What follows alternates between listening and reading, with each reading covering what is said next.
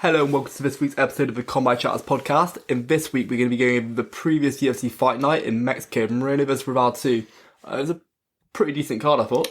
Yeah, I enjoyed it. The prelims were pretty solid. A few little dodgy decisions maybe, but yeah, the main card picked up definitely some really good fights on there.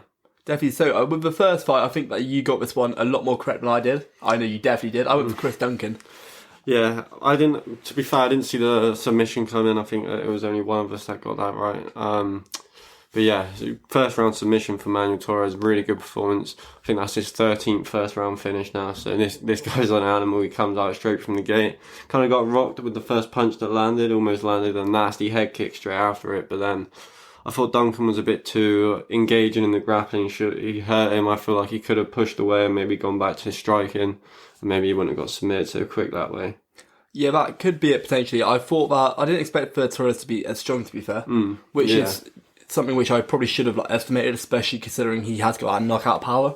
But it was almost like he kind of looked like he pushed him a little bit onto the ground, and then he just grabbed hold of him. We can see that he is a finisher. This is a very, very quick submission and overall really impressive. I was thinking Chris Duncan in and out, using that striking. However, Torres is clear that he's an animal.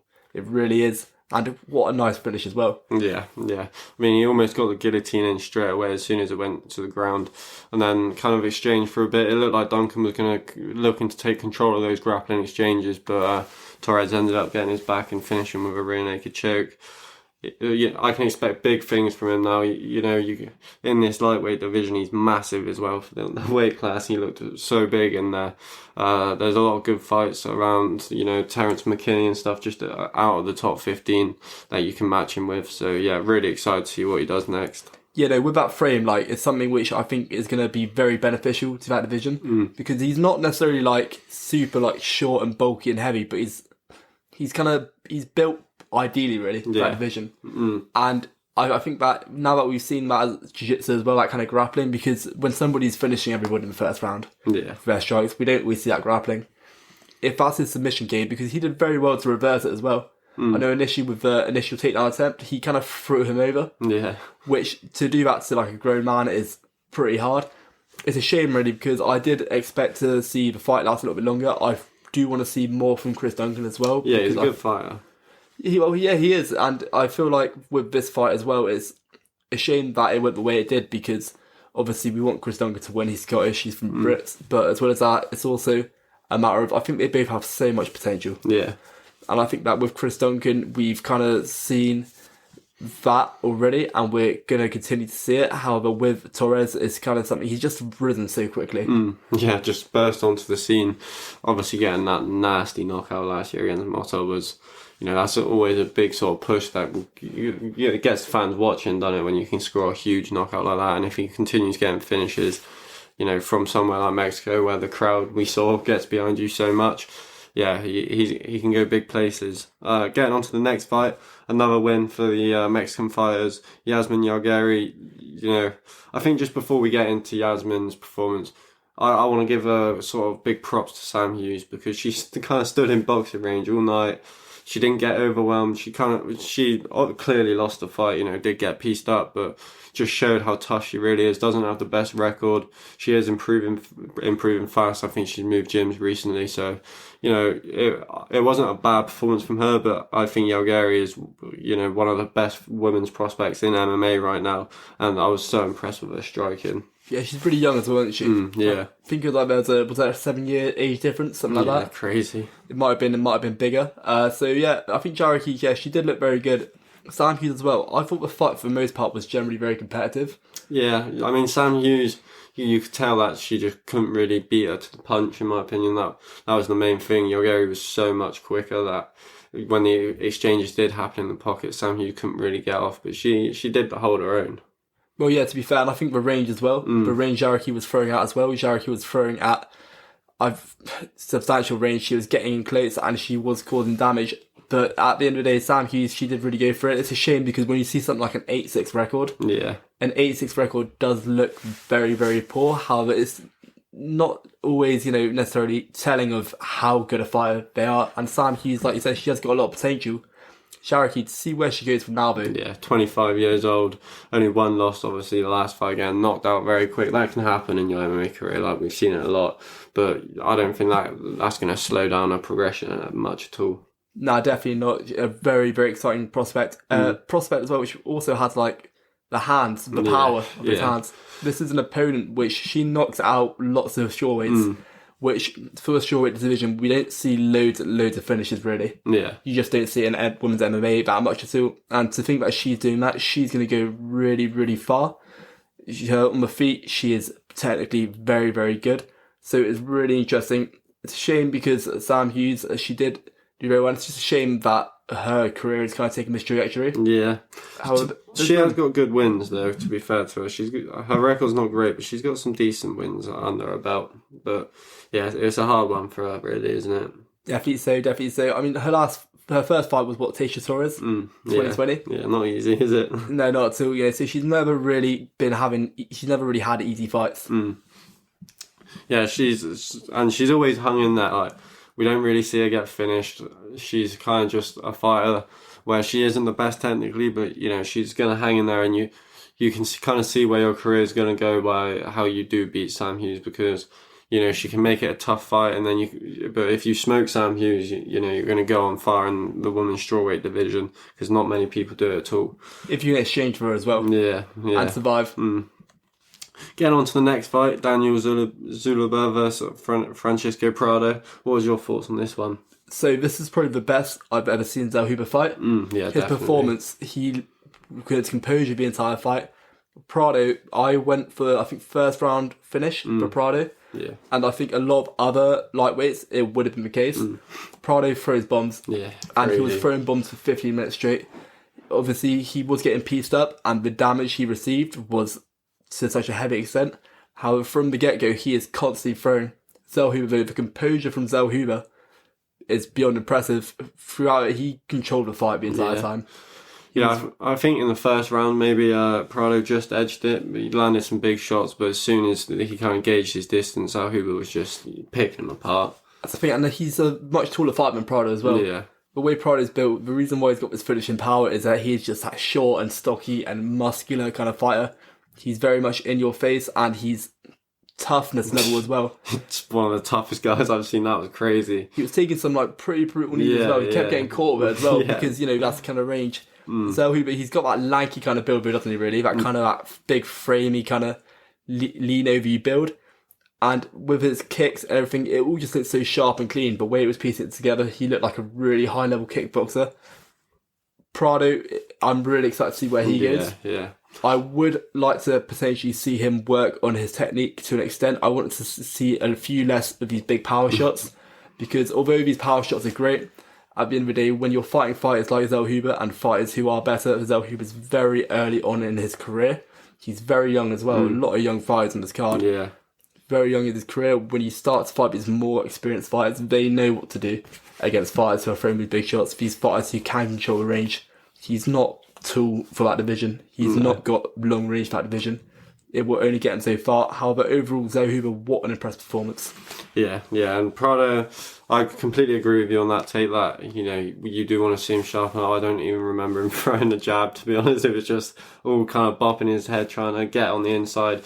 And when you're fighting someone like Zellhuber, you've really got to try set the shots up. You can't just be winging them. In the first round, you know, kind of catching him off guard a bit. You're trying to settle into the fight. But as soon as he got that first round done with, he was eating so much punishment. The jab was just nasty. We did some really good boxing displays on this card. Expecting that, considering it's based in Mexico. Co-main event, Yair Rodriguez, Brian Ortega. Kind of looked like to be just a simple Brian Ortega fight, kind of jumping up, rolling his ankle before he even starts, getting almost finished in the first round. But the toughness of this guy is shown over and over again, fighting, you know, some of the best fighters the UFC's ever had in Volkanovski and Max Holloway, and just being able to absorb everything they can throw at him. I'm so happy for him that he managed to come back and get the win in the third round, because, you know, he's been under some adversity. A lot of people, a lot of fans kind of getting on his back, me included, to be fair. I didn't really understand how he was still ranked as high as he was.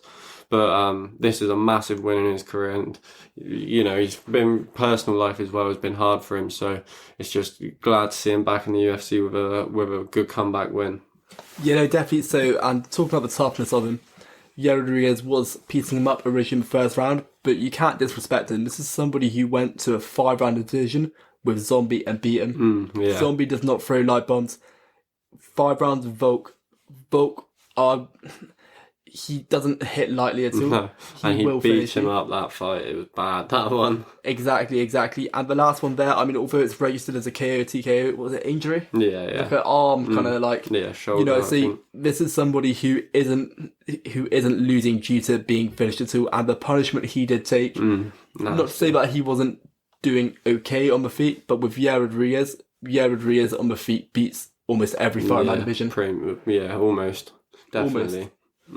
Yeah, and we've seen it with Yair, like over time, the way he just hurts everyone he fights. Even in the Max Holloway fight, able not to hurt Max, but land like some vicious elbows and knees and head kicks. Had a really good competitive fight with Max Holloway. Volk's the only one who's really come out and dominated Yair Rodriguez. I mean, he is the only person who's come out and dominated Yair Rodriguez probably since, I think it was Frankie Edgar when Yair had his first run in the UFC, but all those years ago. So, for Ortega to come out and finish Yair Rodriguez was super impressive. For me, it's disappointing in Yair's side because I don't think that's a bit of a stain on his resume, on his legacy, because Ortega's coming off 4 surgeries, hasn't fought in almost 3 years. I think that's got to be a hard pill to swallow for Yair Rodriguez. Yeah, no, definitely. So to think he's not fought since 2022 and had the injuries. At the same time, I think that a lot of people, like probably myself as well, did maybe count Brian Ortega out. Yeah. Especially considering his recent record.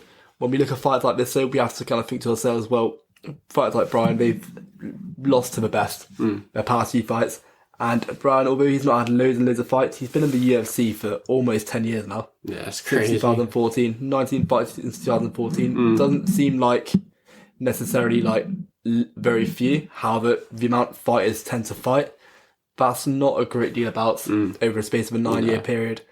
And Brian Ortega with the grappling as well, it's a shame that didn't really show more, because I felt like for a fighter who's as high ranking as who was the interim, you kind of need to have grappling, I'd say basic grappling. Especially wrestling defense. Like Brian Ortega, let's be real, he is not a wrestler. Great jiu-jitsu practitioner, but the wrestling is not his strong suit. And, he was kind of picking up, double-legging him, single legs, shooting from distance. And I couldn't really stop much of it at all. For a guy who's been doing MMA as long as Yair Rodriguez at the top level, you would expect a lot more. And that's kind of why I say it might be a little stain on his legacy. Before, you've been seeing this week the sort of MMA fans, as we know, are probably the most fickle sport fans in the world, but you see the change up straight away because people really disappointed in that performance, and I can kind of understand why. It was also, I think the second round, he looked quite comfortable after taking it down. Yeah. I thought. And he looked comfortable until Brian started dropping his elbows on top of him. He was causing some serious damage. And I think it was a very fast submission. Was it an arm triangle? Yeah. His jiu-jitsu is so good. How quick he set out. When he took him down at the end of the first round after getting beat up, he looked for it almost straight away, and you could maybe see that's one thing he was looking for, and he managed to pull it off. A guy of his caliber on the ground, he can submit anyone in that weight class. And I think this is why it's a little bit more disappointing from because you'd expect to see a little bit more, or at least attempt to do a little bit more. You'd think that just with the defence is where it would start off. It starts off with the defence. When you're doing the damage you are on the feet, because on the feet, let's be real, I think that was definitely having, I'd say, call it dominating. That first round, 10-8. Almost. If Ortega didn't bring it back at the end, I think maybe one judge did give it a 10-8 as well, so there's definitely an argument for it to be. But yeah, on the feet it was rough for Ortega. Overall, though, really good performance. Very happy he wasn't injured prior to it as well. Jumping up, rolling his ankle, or making it look like he rolled his ankle. That would be so unfortunate, such an unfortunate event.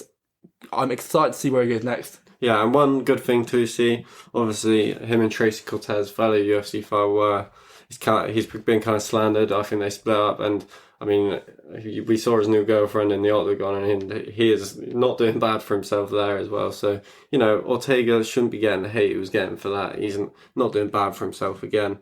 Getting into the main event, Brandon Royval versus Brendan Moreno. In my opinion, Brendan Moreno kind of looked a bit off. I don't know. I don't really know what it was, but Royval, probably the biggest win of his career. They're talking about running the Panjota fight again. In my opinion, I don't really want to see that after. Let's be real, it was kind of a shutout performance from Panjota in just his last title defense. So, would you like to see that direction again, or there's not many contenders to fight for the belt, really, is there? To be honest, I think it's the only one which you can do at this very moment in time. With that division, though, I don't think Pantoja really needs anyone. No.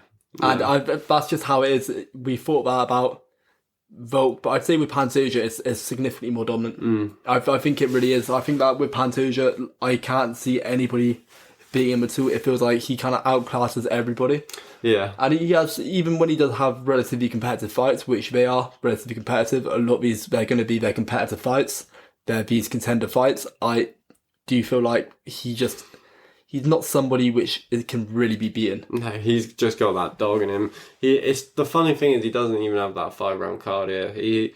The last 2 rounds he's just running off pure, just I don't even know what it is, but adrenaline. He's just, and in those 5th rounds as well, he looks good still. But that is the way they would beat him.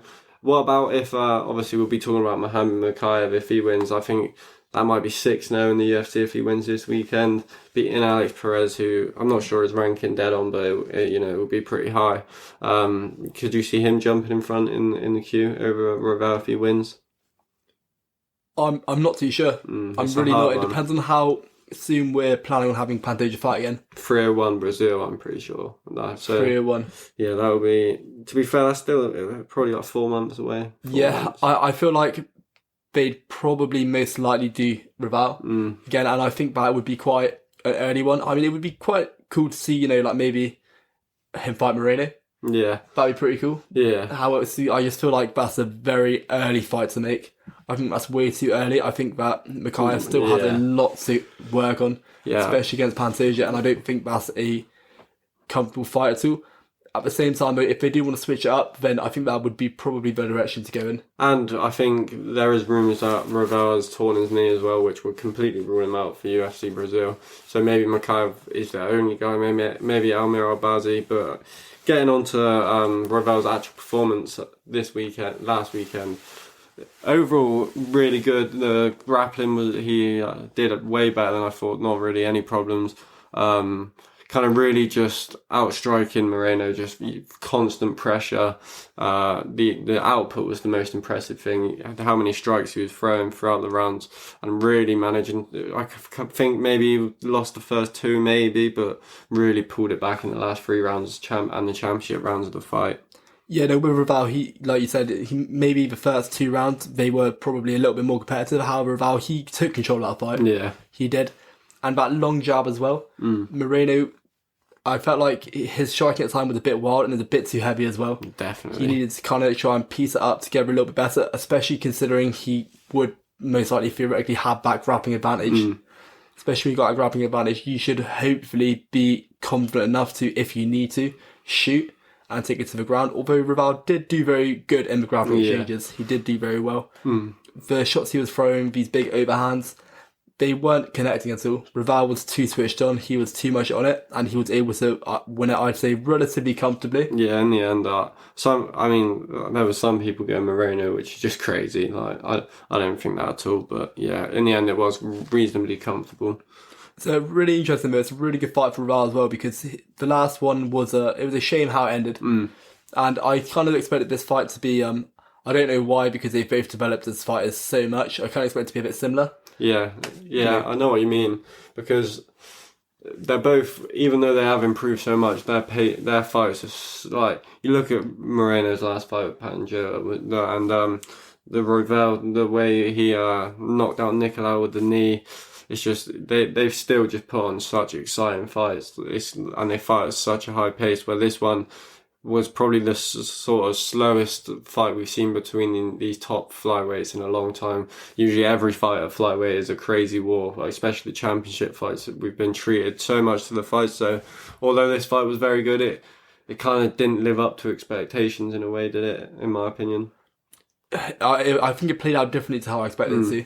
I thought it would be quite a highly energetic fight. The first round I was really surprised at. I thought we were going to go at it. Yeah. However, I suppose that once they have both matured as fighters massively, and you kind of need to not expect that.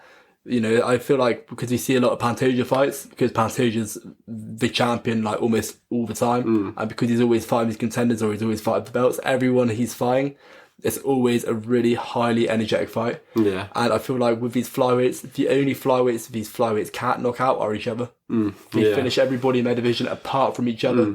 They're always 25-minute fights, always these championship fights. So overall, I was a really impressive performance from Raval. I would love to see Moreno do more. Yeah. However, I think that a lot of it might have been a matter of he didn't really anticipate how Raval was going to go about it. Maybe he thought he'd be trying to catch him a bit more. And that could have been why he was throwing some of these heavy strikes to try and catch him on the inside. That maybe he'd be fighting with a bit more energy. However, you'd expect him to adapt. Yeah, and I also, obviously, I'm not taking anything away from Ravel's win at all, but I do just think there was something off with Moreno because we've never really seen him fight that way where he was kind of on the back foot, just looking for overhands in the first few rounds. And in the later rounds, just kind of trying to hold against the fence a lot, stalling the fight out, stalling the rounds out, which...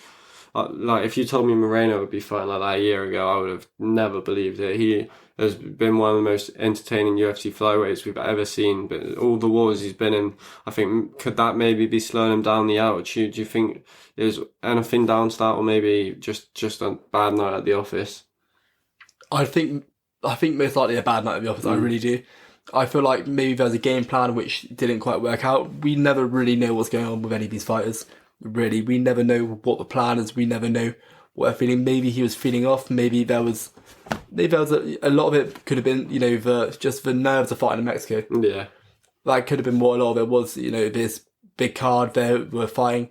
What was the time in Mexico? Was it quite late with them? Yeah, I'm not actually sure off the top of my head.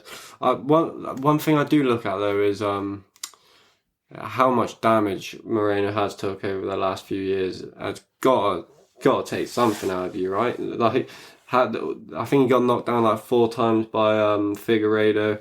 I think he got knocked down once or twice against Panjura as well. Probably got knocked down in the fights with Figueiredo beforehand. I can't remember off the top of my head. But that's got to take a toll on you. That many concussive shots is not good. Well, definitely so. And when you have been fighting as long as these guys have, and you have taken these many shots, it does build up eventually.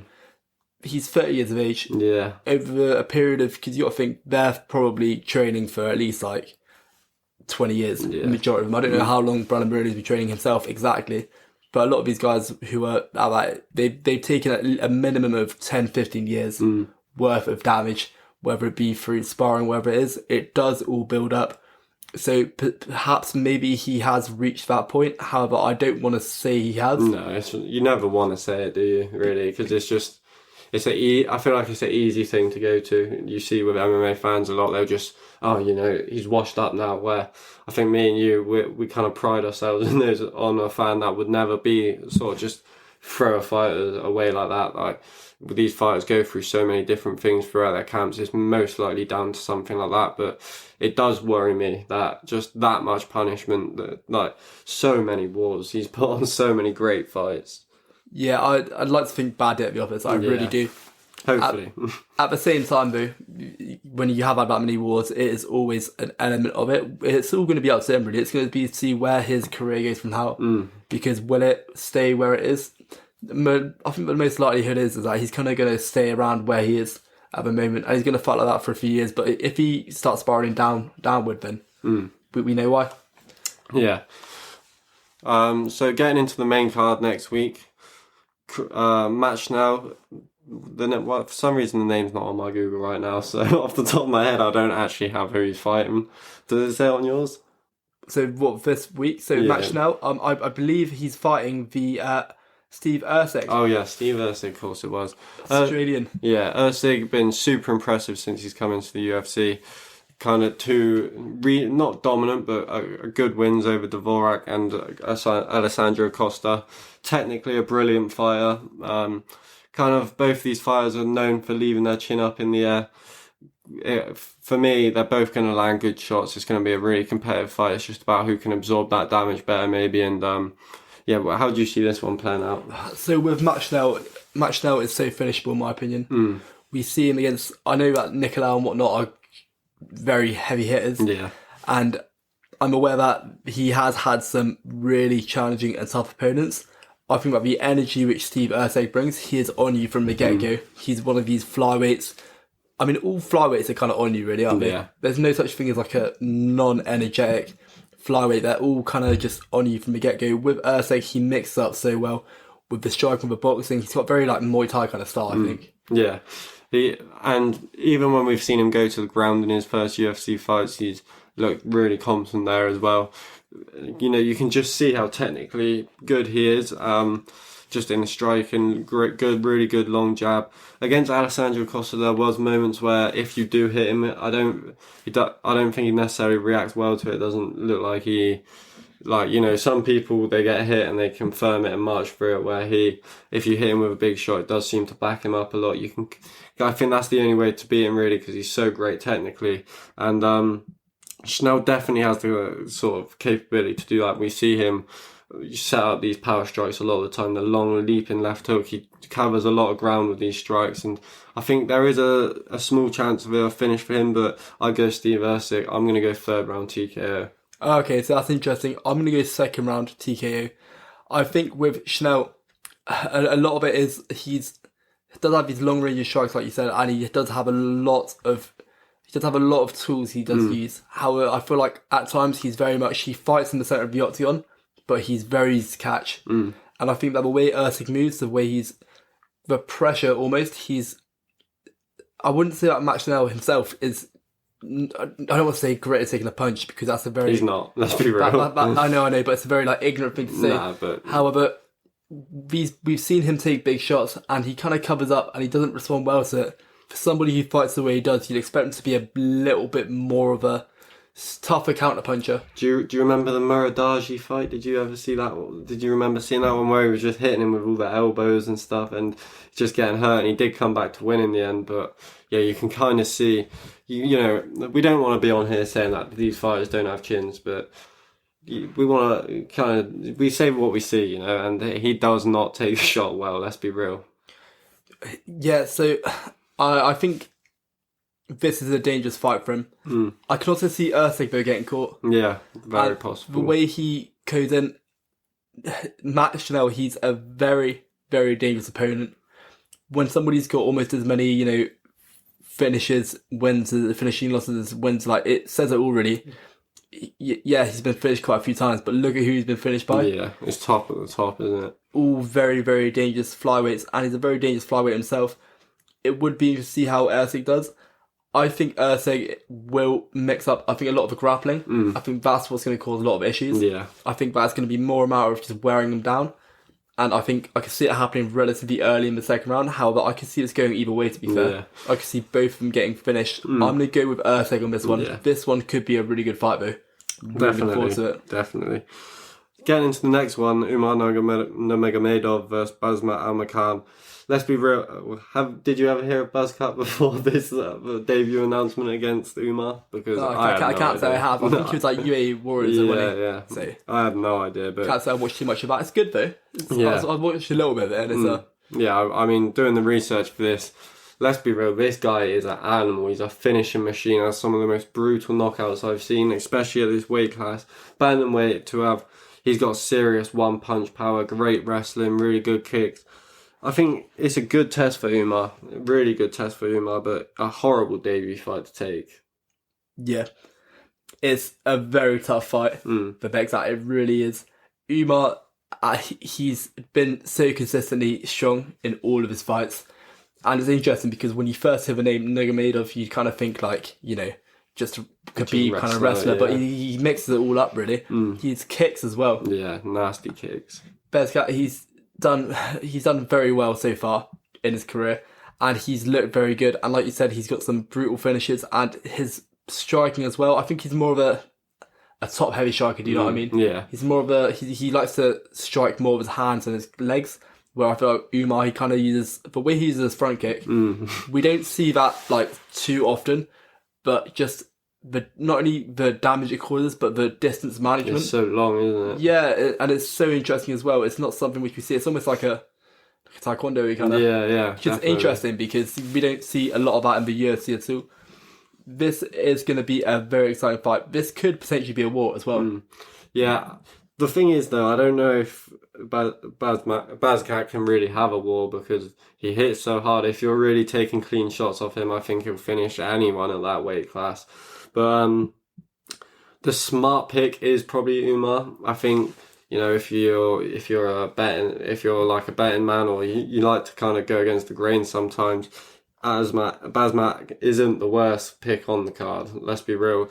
He's such a big underdog. The odds are crazy on this one. I know on Verdict, I put like 100 XP on a first round knockout. It was like 8k back or something like that. So, you know, you can see how much of an underdog he is.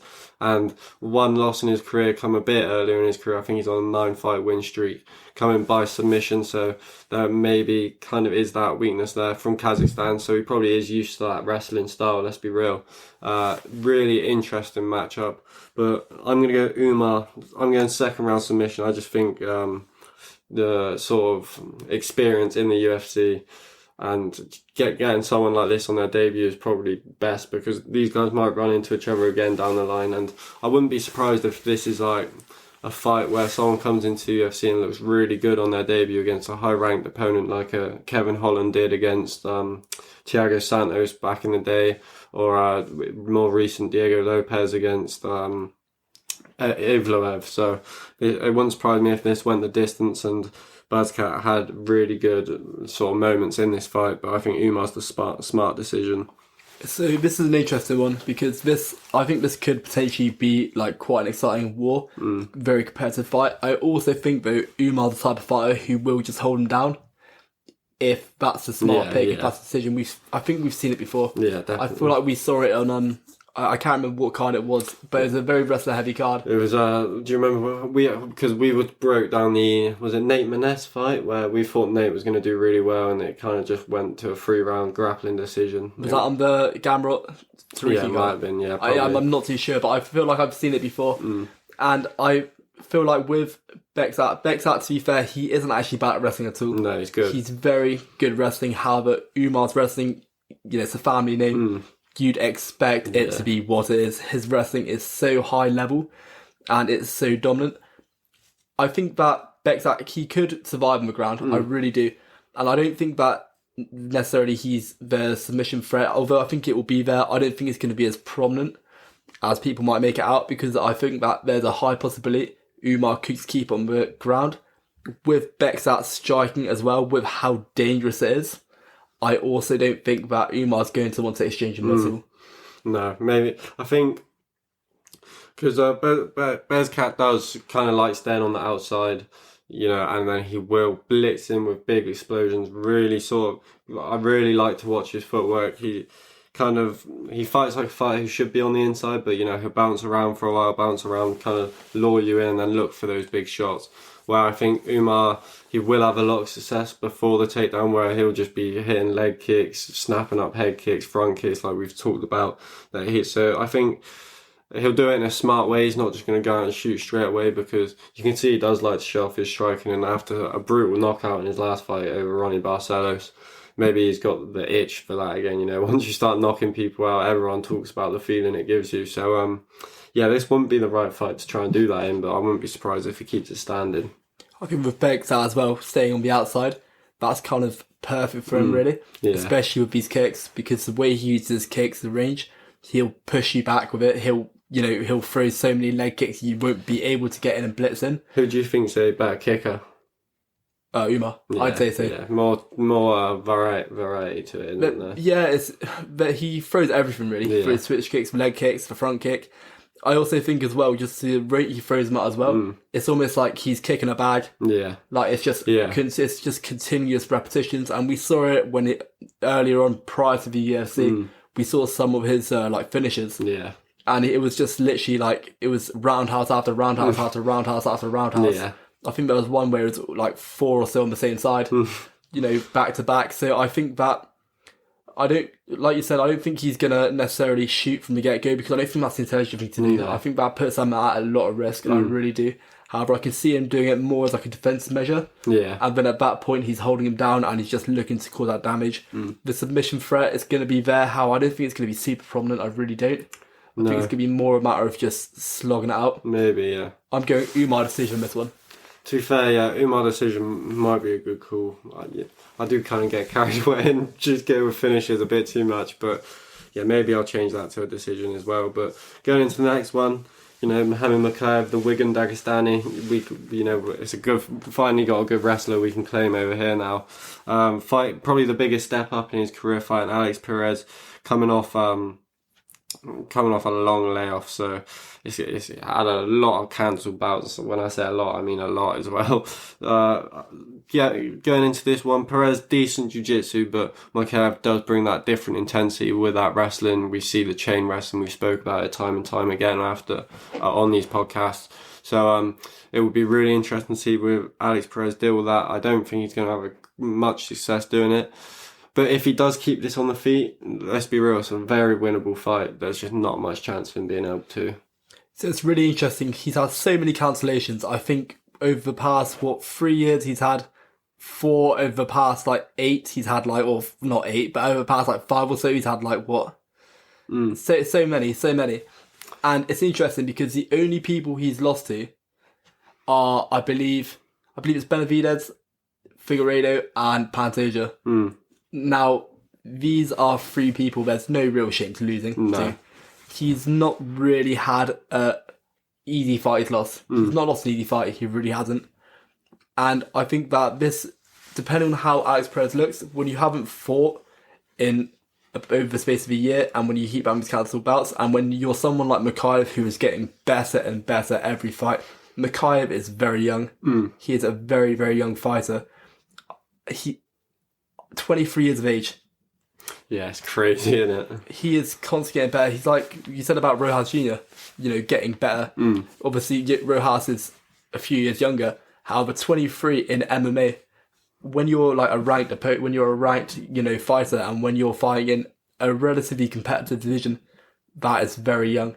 I think I saw something, if he wins the belt by the end of this year, Makayev, I think he'll be the youngest ever UFC champion, so... he wanted to be the first. He had a few injuries, had a few close fights. The interesting thing is he does kind of struggle in a lot of his fights until that third round where he gets those finishes. It's interesting that we speak about all the cancelled bouts with Alex Perez as well, because I actually saw this the other day and I decided to take a screenshot of it. Since his loss to Davison Figueiredo for the title, he's had... Let's run through how many bouts he's had cancelled. He had 1 match now fight cancelled, Askar Askarov fight cancelled, match now again, Askar Askarov cancelled again, lost to Panjota, then the Almora Bazu fight was cancelled, the Kai Kara France fight was cancelled, and the Manuel Cape fight was cancelled. So probably I would never sign to fight that guy. You just do a whole training camp just for that to fall through. That is so much cancellations. I don't know if I've ever seen anything like that. It's frustrating as well, because I think that his last one against Manuel Cape was due to him having a seizure as well, backstage. Oh, right, I didn't actually. So there's lots of reasons behind it as well, and it's going to be really frustrating for him. He must be one of those fighters. You know how you have those fighters who, they just have poor luck? Yeah. You know what I mean? Like the Ortegas, and... Even Pedro, who we're going to talk about in the co-main event, he was such a big prospect at one point and just got ruined with injuries. Managed to sort of come back now, but you just see it all the time, don't you? It's interesting because you hear a lot about football as well, don't you? It's, very much similar. This fight here, so Alex Perez, he's looked good in his fights, and like you said at the stand-up, Makayev and Perez, they're different kind of fighters. I think that Makayev kind of using that setup.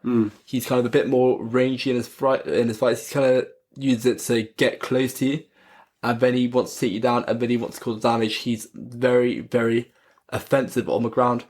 Perez's jiu-jitsu, it's very high level, however. I think that Perez could potentially cause him some issues with getting him taken down. And if Perez can fight in the pocket, then this is a very difficult fight for Mikhaev. This is probably one of Mikhaev's harder fights. Yeah, I'd say so. He fought a lot of tough guys outside the rankings as well, who you see now doing so well. But yeah, this on paper is definitely his toughest fight. Alex Perez losing his last 2 by submission were against 2, really high level flyweights in Figueiredo and Panjota. But the issue with that is how easily he was kind of taken down in those 2 fights. I know Panjota fight, which is kind of all over the place. Panjota just sprinted at him, but Figueiredo kind of managing to control him on the ground so easily.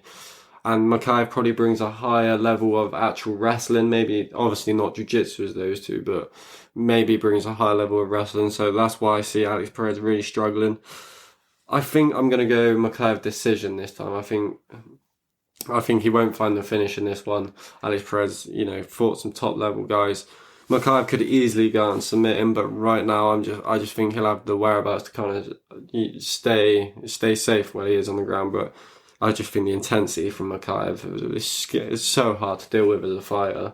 So it's really interesting because if you look at the last 5 fights Mikhaiev's had, he's won 4 of them by submission. However, with Perez, with his level of jiu-jitsu, he, other than one of his fights, which was Cody Durden, he's subbed them all in round 3.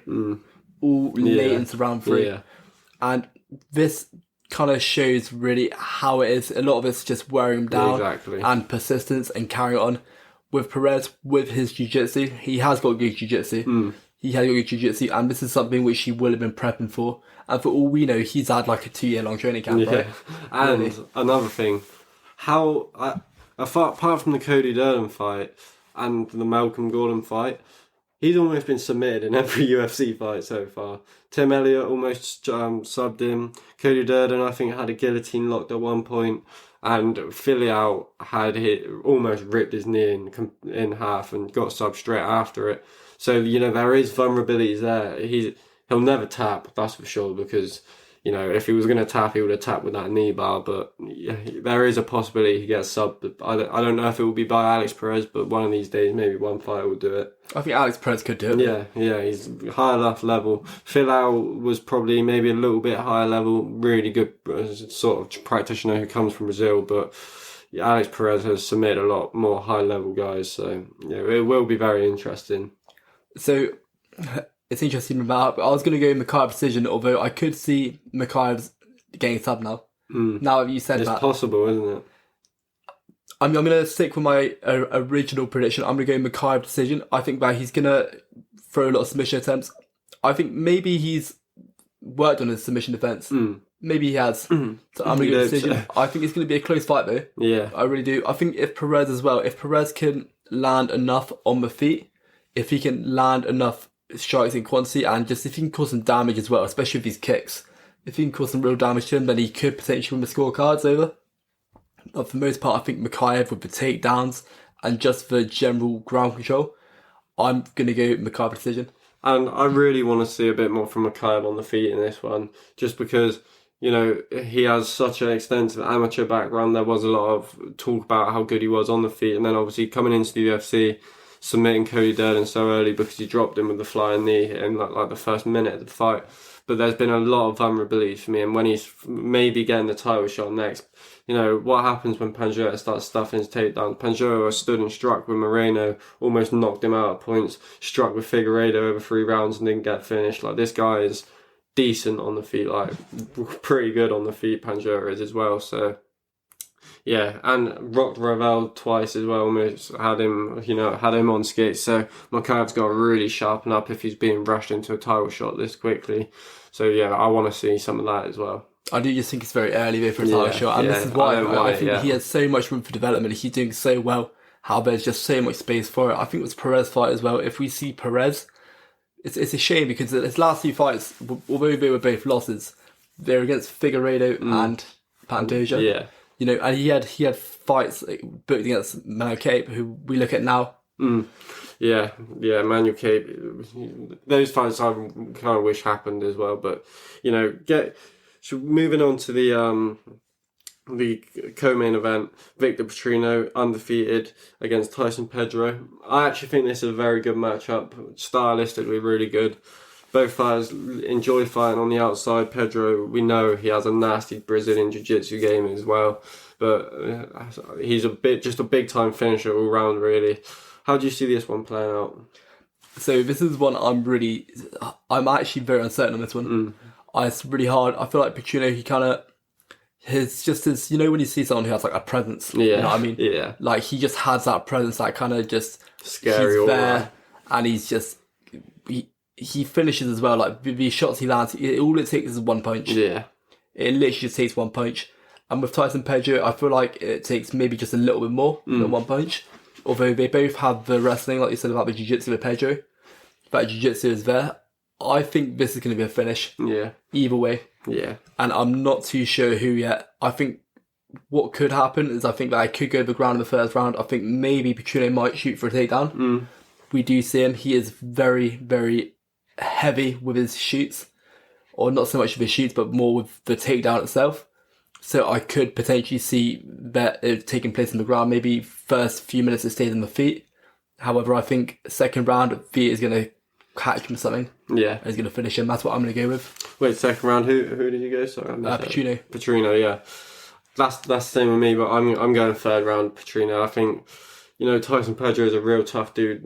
Doesn't really get finished due to head strikes. Petrino does just bring that different level of power that we saw in his last fight against Batowski or whatever. I can't pronounce his bloody name, but that knockout was nasty. The sort of double hook combination left him almost stiff for a second, so you can see that power. I think it's going to be a real competitive fight, but I just think Victor Petrino, being undefeated, being only 26 years of age as well, he's going to kind of have that confidence where even if he is down on the scorecard, maybe on points, he's just going to keep hunting, and I think he'll catch him late in the fight in the third round. Yeah, no, that Picardi's finish was brutal. Yeah, it was horrible. Fight out of London as well. Yeah. Picardi did say it. Batowski's fight's out of London as well. Yeah, he does. Yeah, I think he's got a Bulgarian flag, but that's out of London, which is pretty cool. But that's nasty, and that's what I mean. It's one punch. That's all it really takes. He's still got a lot of decisions on his record in the UFC as well. So I mean, I do think there is a chance it goes to decision. I wouldn't be surprised if Petrino wins a decision. Tyson Pedro. Thing is, he is nasty on the feet as well. Brutal leg kicks, really nice front kick, really nice jab. Do you see a way he gets a finish on the feet as well? I think either could finish each other. I really do. Yeah. Tyson Pedro has finished Anton Sakali, where Petrino hasn't. Yeah. Petrino went decision. So maybe that says something. Maybe he's going to get finished. And then Tyson Pedro knocked him out. Yeah. Not Tyson Pedro, Victor Petrino knocked him out, and Tyson Pedro lost to him. So, math doesn't always add up. That really does it. No, not at all. Going on to the main event, Shamil Gaziev, massive jump up in competition. His last fight, his debut in the UFC, was on the first fight on the prelims, and now he's headlining an Apex fight night as well, which, you know, some fans aren't really happy about these Apex cards. The main events maybe not being the most exciting. I saw a debate on Twitter. Would you rather have less UFC events but better fights? So say maybe like 2 or 3 events a month instead of 4, and maybe have better fights on it, or are you happy just rolling through every week? Well, it's hard really, because everybody views like fight nights differently. Like some people want to see fights all the time. Yeah. And some people want to see maybe like better quality fights and they don't mind skipping a week. Some people, they're like, you got to think, what would you have in place of that? Yeah, that's what you want to have something in place of it, right?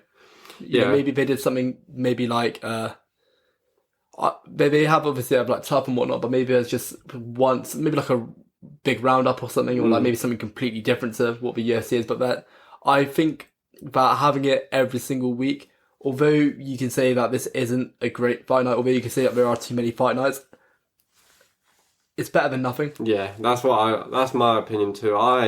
When there's a weekend without a UFC event, you know, we go to work throughout the week, work 9 to 5 every day of the week, and when we get back from on Friday, I don't know about you, but the thing I look forward to most is chilling with the boys and watching the fights, because that is just, you know, that's the excitement that we kind of have around our weeks. And when there's a week that isn't, where the UFC skips it, it just feels so like boring. I just don't know what to do with myself when there's a weekend with no UFC. So personally, I'm happy them just rolling through every week.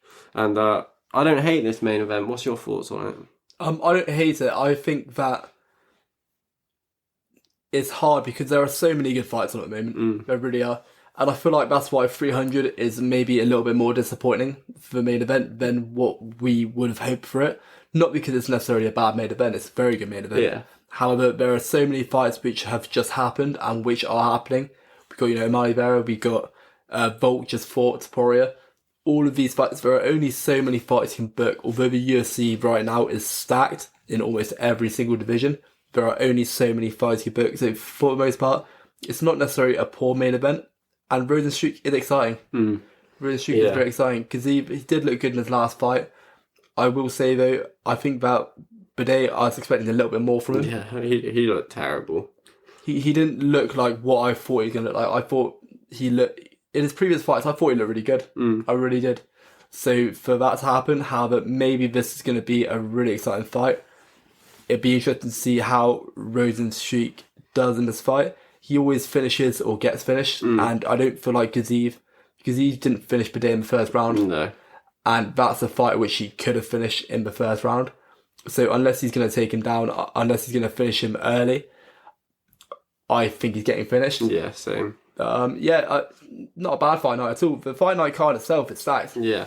And I think the interesting one, when you look at this main event, it will be easy to leave Gaziev because he's an undefeated Russian. But I've watched in some of his fights, he struggled to take a lot of low-level guys down a few times. He kind of does win. He's got a really good pace. We saw in his last fight, he just kind of beat the brakes off Martin Bidet. But, we go back to Rozenstruik. His only losses in the UFC. I lost to Jolinton Almeida. We know how good his grappling is. I lost to Volkov, and that's when Volkov bulked up, and he's been on a tear since. I lost to Curtis Blades, who's a dominant wrestler. I lost to Cyril Gane, who just on the feet. No one's really ever been able to deal with Cyril Gane on the feet. And that's his own, and then the Ngannou knockout as well. So he's had 5 losses in his MMA career, all coming in the UFC. And all against really top level title contention fighters. Every single one of them has kind of been in line for a title shot at one point in their career. So from going to Bidet to a guy who, got so many credible knockouts over people like Junior Dos Santos, Alistair Overeem, Andrei Arlovski, so many good knockouts over legends. I think, being the slight underdog, I'm going to go Rozenstruik first round knockout. I think he comes out from the gates. We saw in his last fight against Dacus, just runs at him, and he's got such a high level kickboxing background as well. What do you remember the name of where he's from? Because it's literally the exact same style as Dutch kickboxing. It's pretty much the same. Where's he from? I can't remember. Oh, what, Rozenstruik from Suriname? Yeah, and their style of kickboxing over there is so high level. There's a lot of great kickboxers that come from there. I think the Glory middleweight champions from the same place as well. So yeah, just such a high level kickboxer. And I wasn't super impressed with Gaziev in his last fight. Yeah, so because you'd like to think that he would have done more considering how Bidet was performing. Yeah. They didn't look like he was comfortable with there at all. Mm-hmm. He looked like he just didn't look like he was really, I don't know whether maybe it was just Bidet, or whether it was, but the way he was reacting to being shot. And I also think though, Gaziev, it's all a matter of can he take that big Rozenstruik strike? Yeah. And it's not so much always a matter of that initial strike, but it's what Rozenstruik does to you afterwards. He'll grab hold of you, McClinch, and he'll start kneeing you, and he'll start doing whatever it is. And Fine he's a very knees, high as you're wobbling backwards. Heavyweights, he has the athleticism to hit you with a big flying knee or a head kick or something. He can do any of that. That's the thing. It's he's like a Derek Lewis, but if Derek Lewis can throw everything else, he's got that power there, and there's always a potential for it. Now, if he can survive one of these, and if he can potentially shoot for a takedown and get Rozenstruik into the ground, it could be a very different story, because we don't see Rozenstruik wrestle very often. We don't see him make it past the first few minutes very often, to be fair. Yeah. Whether he's finishing his opponents or being finished by it. So whether or not he takes that big shot is all going to determine it. I'm going to go for Rozenstruik, though, like you said, that kickboxing background, just that technical ability, and that power and athleticism. I think that this is a really big step up for Gaziev. Yeah. I really do. And I think it's probably a little bit too early, if I'm honest with you. I think that there are a lot of fights in that division which he could potentially take. He did struggle against Almeida his last fight. However, at the same time, Almeida is a different type of heavyweight. Yeah. A heavyweight we don't really tend to see that often. So not necessarily always a very exciting one either.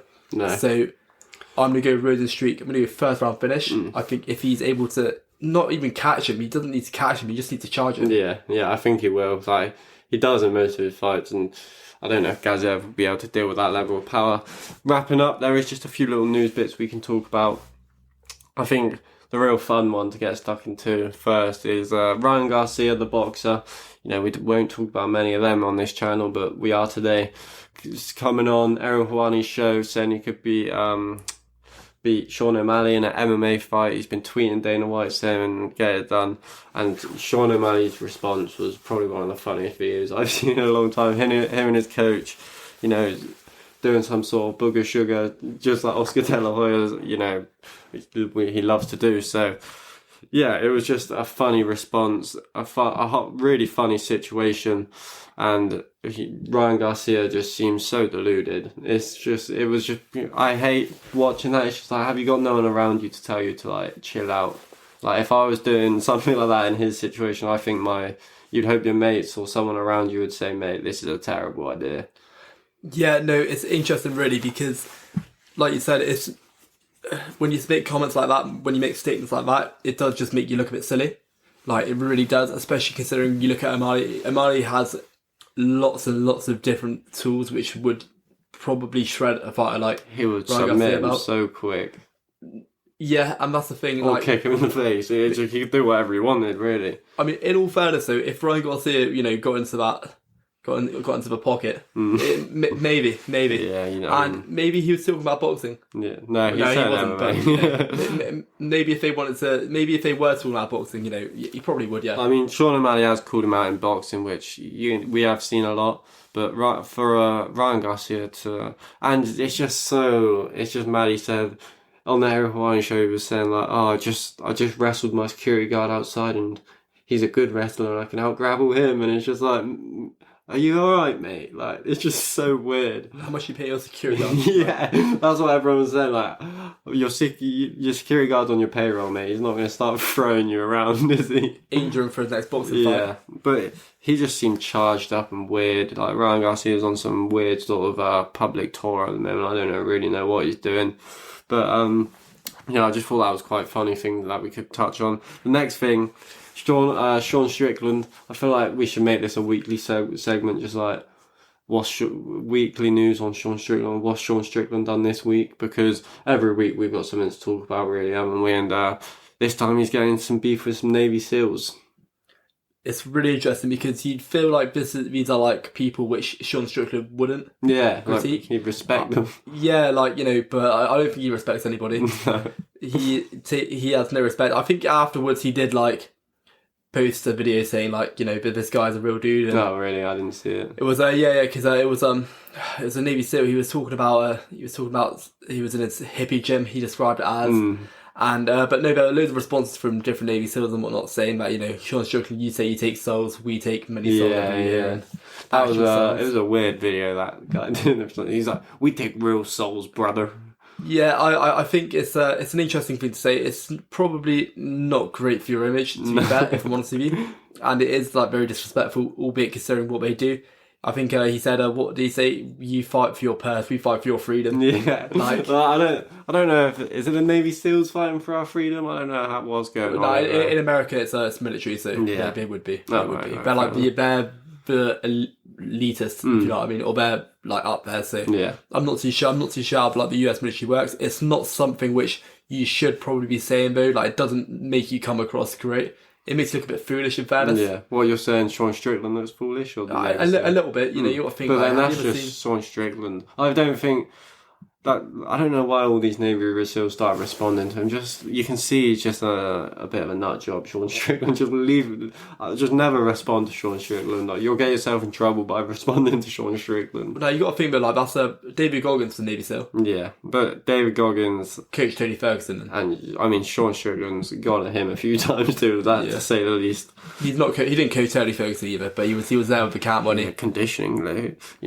David Goggins. Let's not even get into David Goggins, man. He annoys the hell out of me. No, it's interesting though. It's good motivation and whatnot. Yeah, it is. But like, just... but if you listen to what he speaks about, like with Navy SEAL training and the things he talks about, it does.